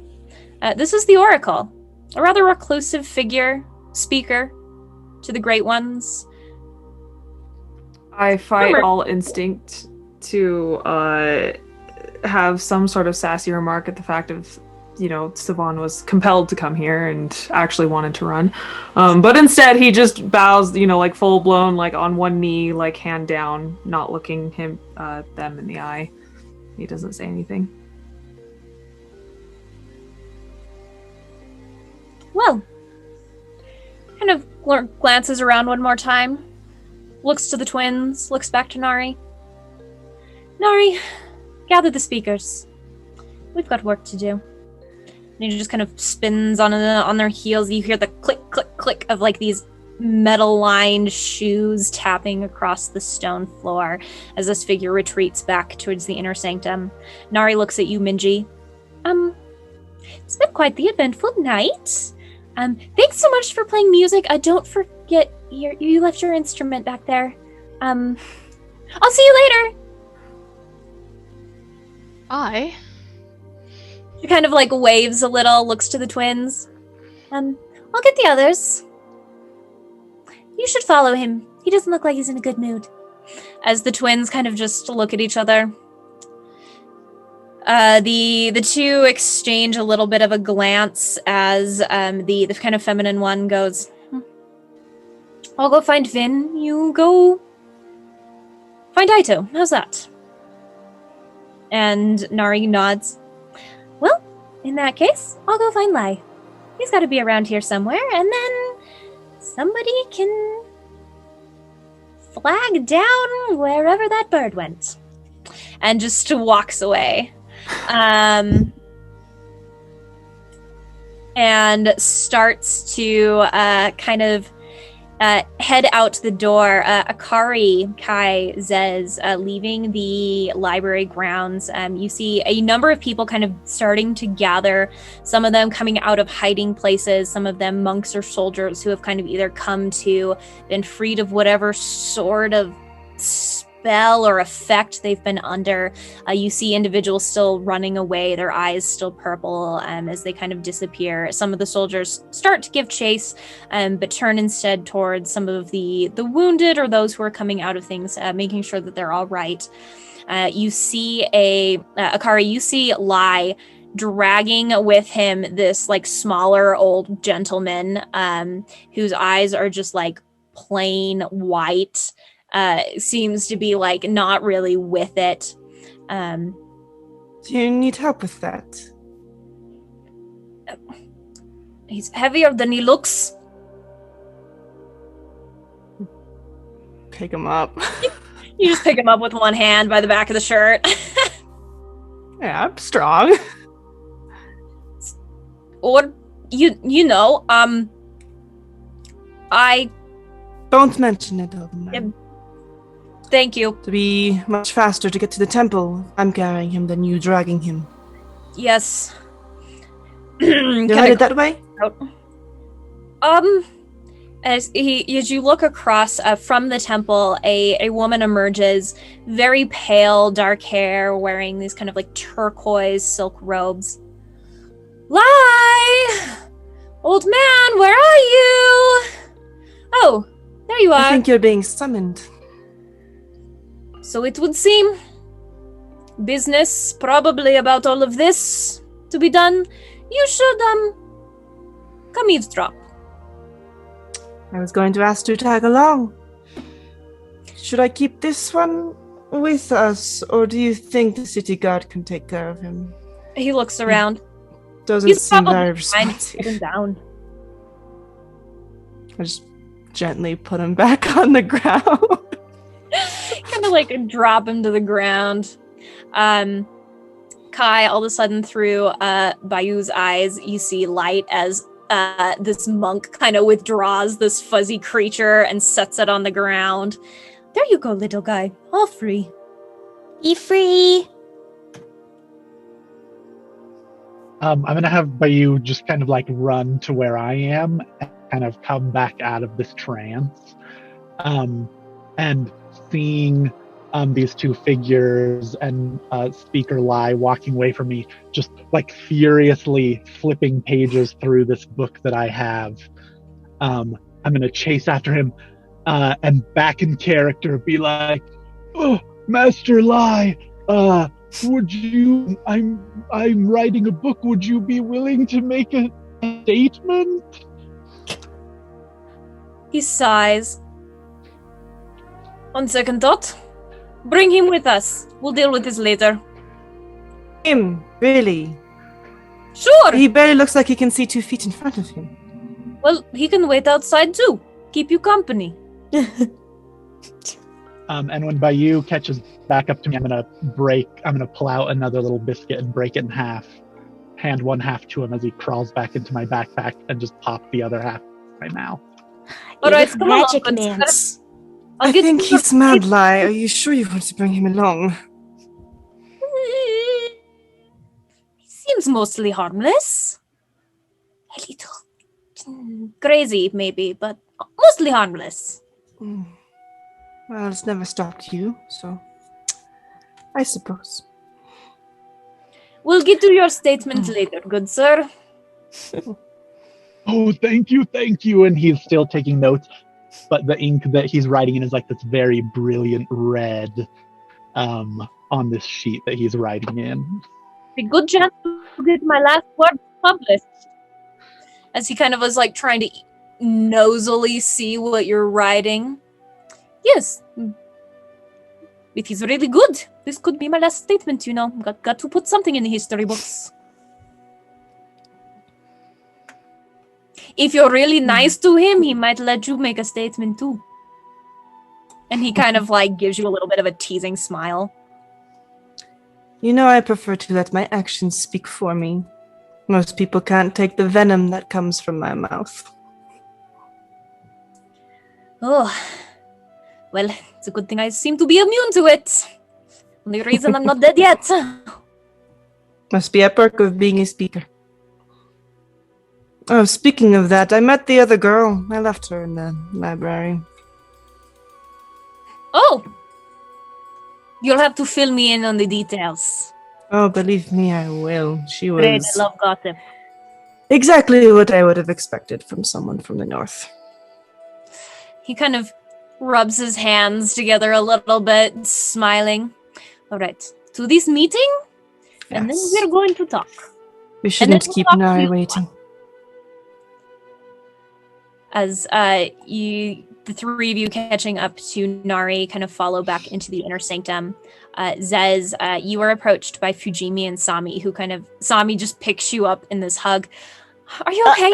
Are you okay? Yeah, I got everybody out. Oh, good job. But Sora wanted to stay inside. Oh, she'll be fine. It seems like whatever that was is leaving. She promised us she would be okay. Um, Except there was a guy and his eyes were all black. And I think he was dead. And there was a book that was open and it had it was just black in the book. I don't know what was happening. strokes his non-existent beard and looks at you. Did she say get everyone out, or did she say stay out? She didn't say stay out. And he kind of gives you a little bit of a wink and then motions his head back towards the library. I try to wink, but I end up just blinking both eyes because I can't manage mouth it. wide open. As Sammy kind of sighs as Fujimi reaches down to take your hand to lead you back into the library. Savan, Mima, Minji, the three of you still standing in the temple grounds. You see Nari now accompanied by the Roasari speaker, Lai, a young tiefling woman still wielding a rather large and impressive naginata, and this smaller old gentleman shuffling behind the two of them that you've never seen before, just kind of walk past you without so much of an acknowledgement. Nari kind of gives a little bit of a wave to you again, Minji, as she leads the others back into the sanctum. As they walk by, I keep my face low, or I keep my head kind of tilted down so my eyes are in shadow and you can only really see my mask. I just wave at everyone who walks by, just with a smile on my face. Kind of nudge Savan. If you wake up with bruises tomorrow, it wasn't me. And then I would like to try to hide and see if I can eavesdrop too. Okay. Yeah, Savano's definitely gonna try and slip away and eavesdrop as well, because might as well get the information, some information. But he's gonna try and slip away from anybody else who's trying to eavesdrop. He doesn't want to be around anyone, especially the small fluffy one. The two of you please make me separate stealth checks. 9. 25. Mima, as you start to kind of walk away, some of the crowd that's run out of the temple has gathered again into the temple, kind of with a little bit of revering awe, watching some of the speakers. It's pretty rare to see the speakers all in one location. Some of them are a little more public than others, but it is very uncommon to see them kind of all gathering. And several of them have kind of gathered at the door. And as they do, Mima, you turn around and Savan is just gone. Pulled a Batman on you. Sorry, he's just gone. Have to push your way through the crowd. It's not worth the trouble. It's not worth the trouble at all. Nope. And with that, Savan, as you kind of sneak out into the crowd, taking once again to the shadows, kind of sneaking away around the temple towards the inner sanctum, Akari, you following Lai along with Kai in tow. Mima, kind of sneaking your way back out, more or less sneakily. You've had an interesting evening, and you know, it's not your most graceful getaway. Minji kind of standing in the temple, just waving to everybody. Zez, as you head back into the library. That is where we will conclude our episode for the evening. Thank you again, everybody, for joining us on this wild ride. We're getting into all of the interesting stuff now. Join us next time as we start to unravel the mystery of what is going on here. As always, you can follow our lovely players at the links, their usernames posted right below their lovely faces. Don't forget, you can follow us on Instagram and Twitter. Follow us on Twitch. New episodes will now be airing Wednesdays on Twitch. Thanks for joining us at our new time, podcast and YouTube on Fridays.